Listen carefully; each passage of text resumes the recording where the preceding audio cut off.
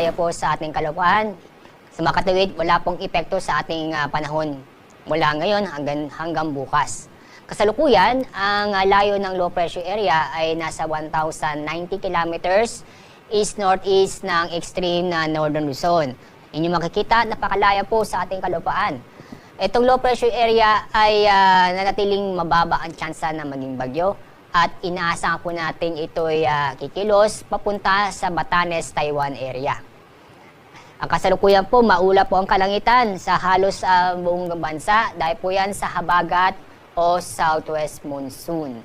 Itong southwest monsoon ay sa nakitong namin magpapatuloy itong makakapekto sa ating bansa ngayon at bukas. At sa magiging lagyan ng panahon bukas, tulad na sinabi ko, may epekto pa rin ang habagat. Kaya magiging maulap ang kalangitan na may mga kalat-kalat na pag-ulan at thunderstorm sa Bataan, Zambales, Occidental Mindoro, Cavite, Batangas at kasama rin po ang Palawan. Samantala, itong nalabig pong bahagi po ng Luzon, kasama po ang Metro Manila, asahan po natin bukas na fair weather.